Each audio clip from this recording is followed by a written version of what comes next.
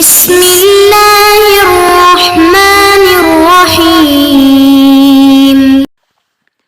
أعوذ بالله من الشيطان الرجيم. ادع إلى سبيل ربك بالحكمة والموعظة الحسنة وجادلهم بالتي هي أحسن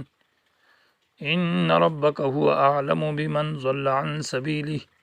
وهو أعلم بالمهتدين. عزیز طلبہ کرام، سبق نمبر 150 سورۃ نحل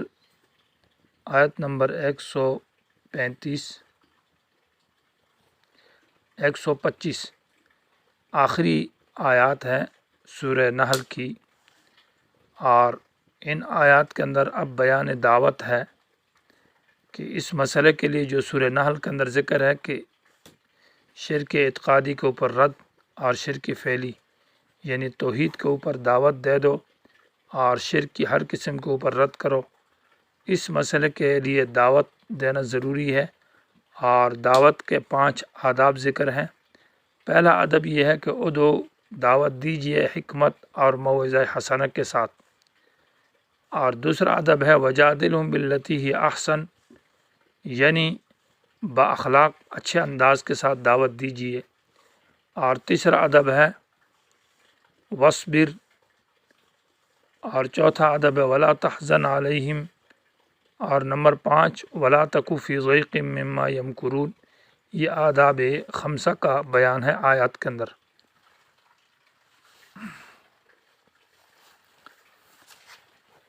ادعو الی سبیل ربک بالحکمہ، پہلی آیت کے اندر تو نفس دعوت کی فرضیت کا ذکر ہے کہ دعوت دینا فرض ہے، چونکہ ادعو امر کا صیغہ آیا ہے، تو ادعو کے اندر یہ ہے کہ دعوت دے دو الی سبیل ربک، اپنے رب کے راستے کی طرف، یعنی قرآن و حدیث سنت اور توحید کی طرف دعوت دے دو، بالحکمت، حکمت کے ساتھ۔ مراد حکمت سے، حکمت ویسے مضبوط معنی مضبوطی کے ہے، یعنی مضبوط باتیں، اور مراد اس سے دلائل عقلیہ ہے جو قرآن و حدیث کے اندر ذکر ہیں، یعنی اللہ تعالیٰ کی توحید اور اللہ کی معرفت کی طرف جو دعوت دیں گے تو اس دعوت میں حکمت سے مراد مضبوط باتیں ہوں گی جو کہ دلائل عقلیہ ہے قرآن و حدیث کے اندر، وہ مراد ہے۔ اور دوسرے نمبر پر والموعظۃ الحسنۃ، موعظہ معنی واعظ، الحسنۃ جو اچھا واعظ ہے، اور موعظہ حسنہ سے مراد العبر والامثال، یعنی اس دعوت کے اندر عبرتیں بھی ہو، اس کے اندر مثالیں بھی ہو، اور اس کے اندر تخفیفات ہو، بشارت ہو، امثال ہو، یعنی مختلف قسم کے واعظ اور نصیحت کی باتیں ان کے ذریعے سے دعوت دے دیں۔ تو دعوت یعنی نصاب تبلیغ جو ہے نا، یعنی مقصد دعوت، جس چیز کی طرف دعوت دی جائے گی وہ تو سبیل رب کا ہے کہ تیرے رب کا جو راستہ قرآن و حدیث توحید اور سنت، اور دعوت دینا فرض ہے، لیکن دعوت کس طریقے سے دیں گے؟ تو طریقہ دعوت یہ ہے کہ حکمت اور موعظہ حسنہ۔ حکمت سے مراد دلائل عقلیہ، جیسے کہ قرآن مجید کے اندر دلائل عقلیہ کا کسی مسئلے کے اوپر بیان ہے، جب بھی اللہ تبارک و تعالی مسئلہ توحید بیان کرتے ہیں تو اس پر بہترین قسم کے دلائل عقلی، نقلی، وحی، اور پھر عقلیوں کے اندر سفلی، اور پھر وسطی، اور پھر جبوی، مختلف آفاقی دلائل کے ساتھ، انفسی اور آفاقی دلائل کے ساتھ اس مسئلے کو واضح کیا جاتا ہے، یہ مراد ہے الحکمت سے۔ اور موعظہ حسنہ کے اندر پھر یہ ہے کہ اس میں ساتھ ساتھ جو نہیں مانتے ان کے لیے اس میں ترغیبات بھی ہوتی ہے، ساتھ ساتھ مسئلے ماننے کے لیے بشارات بھی ہوتی ہے، اور ساتھ نہ ماننے والوں کے لیے تخفیفات اور ڈراؤ اور دھمکیاں ہوتی ہے، اور اس میں ساتھ مثالیں بھی پیش کی جاتی ہے، عبرتیں بھی پیش کی جاتی ہے۔ اس کو موعظہ حسنہ کہا جاتا ہے، کیونکہ واعظ کا معنی روکنے کا ہے، تو اس میں بھی ایسی باتیں ہیں جو اس برے کام سے روکی جاتی ہے۔ جو شخص دعوت دیتا ہے تو داعی کے لیے شرائط یہ ہے کہ نمبر 1 شرط کہ اس کو مسئلہ معلوم ہو، جس بات کی وہ دعوت دیتا ہے وہ بات اس کو صحیح قرآن و حدیث کی روشنی میں معلوم ہو۔ نمبر 2 یہ ہے کہ اس مسئلے کی اس کو دلیل بھی معلوم ہو،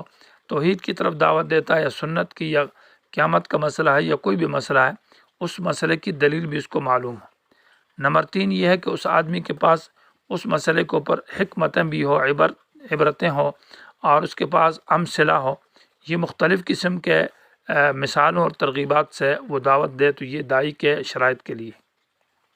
وجادلہم باللتی سے اب اس دعوت کے میدان میں کوئی آدمی آپ سے مناظرہ کرتا ہے، کسی مسئلے کے اوپر بحث کرتا ہے، توحید یا سنت کے کسی مسئلے کے اوپر، تو بحث مناظرے کا طریقہ بتایا جا رہا ہے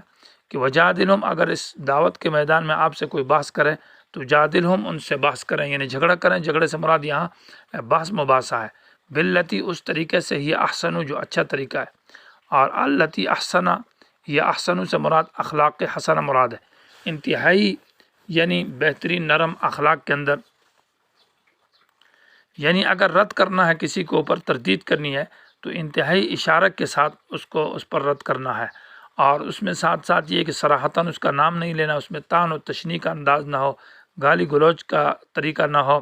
اور اس میں کسی کو اس طرح بھی نہ ہو کہ جب انسان کسی کو بطور غصے میں کہتا ہے کہ یہ کافر ہے تو یہ گالی ہے، یعنی اس کو گالی سمجھا جائے گا کہ اس کو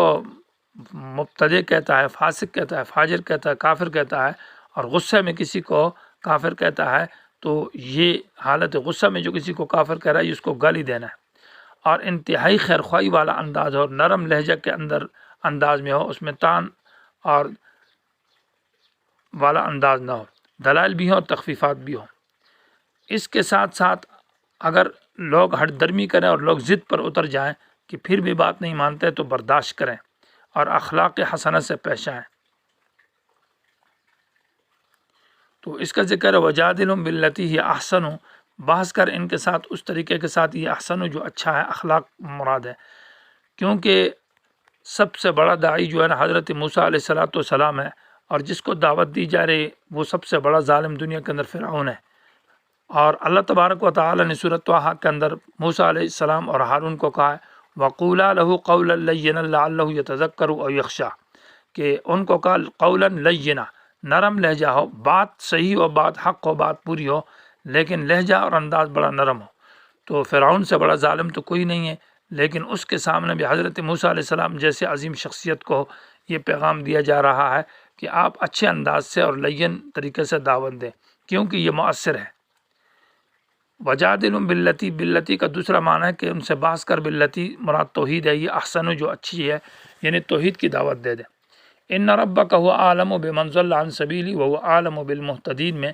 یہ بات بتائی جا رہی ہے کہ آپ کا کام صرف دعوت دینا ہے، ہدایت آپ کے اختیار میں نہیں ہے، ہدایت اللہ کے اختیار میں ہے۔ ان ربک، بے شک تیرا رب، وہ عالم، وہ خوب جانتا ہے، بمن، اس آدمی کو، ضل عن سبیلہ، جو اللہ کے راستے سے بھٹک جائے، وهو اعلم، اور اللہ ہی خوب جانتا ہے، بالمہتدین، ہدایت پانے والوں کو ہدایت دے دیں۔ جس کے دل میں طلب ہوگی تو وہ آپ کی بات مان لے گا، جس کے دل میں عاجزی اور طلب نہ ہوگی، ہٹ درمی ہوگی، تو وہ بات نہیں مانے گا۔ یہ ہدایت دینا آپ کے ذمہ نہیں ہے۔ وَإِنْ عَاقَبْتُمْ فَعَاقِبُوا بِمِثْلِ مَا عُوقِبْتُمْ بِهِ، اگر میدان دعوت میں جھگڑا بن جاتا ہے اور وہ مخالف لوگ گالیاں دیتے ہیں اور سزا دیتے ہیں، تو اس صورت میں داعی کو ایک رخصت ہے، اس کی اجازت دی ہے کہ اگر آپ کو وہ برا بلا کہتے ہیں، کچھ گالی دیتے ہیں یا آپ کو مارتے ہیں، تو آپ کو بھی اجازت ہے بقدر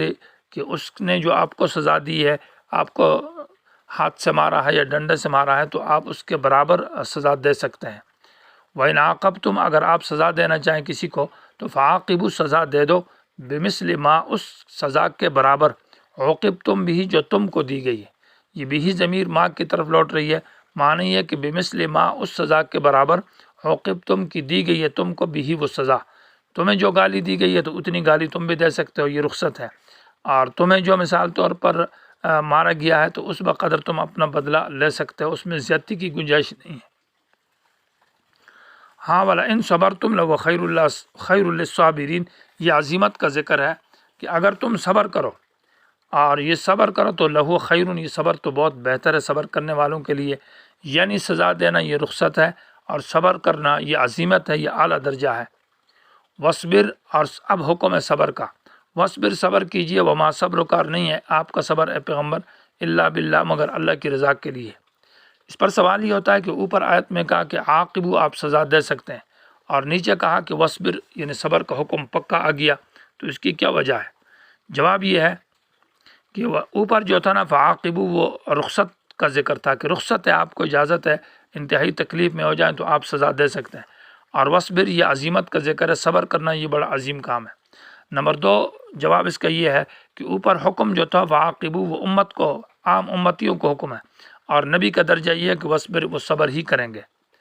اور تیسرا اس کا جواب یہ ہے کہ اوپر جو ذکر ہے وہ کارکنوں کا اور مامورین کا ذکر تھا کہ ان کو جب وہ دعوت دے دیں تو فعاقبوا، وہ سزا دے سکتے ہیں،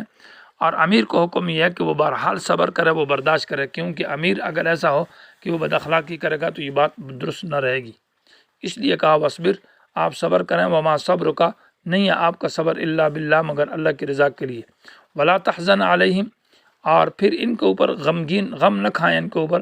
غم نہ کھانے کا مطلب یہ ہے کہ وہ اگر ایمان نہیں لاتا ہے اور وہ اسی کفر میں اور شرک میں رہتے ہیں تو آپ ان کے اس کفر اور شرک کی وجہ سے اپنے لیے ٹینشن یا غم میں اپنے آپ کو نہ ڈالیں کہ کیوں ایمان نہیں لاتے، بل اللہ کے حوالے کر دیں۔ ولا تک فی ضیق مما یمکرون، اور نہ ہو جائیں فی ضیق، تنگی میں، پریشانی میں، مما، ان باتوں سے، یمکرون، جو وہ کرتے ہیں، سازشیں اور مکر بناتے ہیں۔ یعنی مطلب یہ ہے کہ آپ کے خلاف جو مشورہ کرتے ہیں، جو جرگہ کرتے ہیں اور جو مختلف قسم کی سازشیں بناتے ہیں، تو ان کے اس طعنے سے اور برے جرگوں سے آپ اپنے دل میں تکلیف میں اور ٹینشن میں اپنے آپ کو نہ ڈالیں کہ آپ کا دل تنگ ہو جائے اور آپ دعوت چھوڑ دیں۔ اللہ تعالیٰ مدد کرے گا داعی کی۔ لا تکو اصل میں لا تکن تھا، اور لا تکن اصل میں لا تکون، پھر لا تکون ہو گیا، پھر آخر میں چونکہ لا نے جزم دیا دیا تو نون ساکن ہو گیا، وہ بھی ساکن، تو لا تکون التقاء ساکن سے وہ حذف ہو گیا، اور پھر اس باب کے اندر نون کو بھی حذف کرتے ہیں تخفیفاً، یعنی حل آسانی پیدا کرنے کے لیے، تو لا تکو ہو گیا۔ ان اللہ مع الذین اتقوا، بے شک اللہ تعالیٰ ان لوگوں کے ساتھ ہے، اتقوا، جو پرہیزگار ہیں، مانا جو گناہ سے اور معصیت سے بچتے ہیں اور دعوت دیتے ہیں، اللہ تعالیٰ کی ان کے ساتھ مدد ہوتی ہے، اللہ ان کی معیت خاصہ مراد ہے۔ اور والذین، یہ وہ لوگ ہیں، ہم محسنون، جو نیکی کرنے والے ہیں، اور مراد نیکی سے یہ وہ دعوت دیتے ہیں، یعنی جو دعوت دیتے ہیں اور پرہیزگاری اختیار کرتے ہیں، ہاں، نماز کے پابند ہیں اور ہر قسم کے فسق و فجور سے اجتناب رکھتے ہیں، اللہ تعالیٰ ایسے داعی اور ایسے دعوت دینے والوں کے ساتھ مدد کرتا ہے، اللہ ان کی پریشانیوں کو بھی اللہ ختم کرتا ہے، اور اللہ تعالیٰ دشمن سے بھی ان کی حفاظت فرماتا ہے۔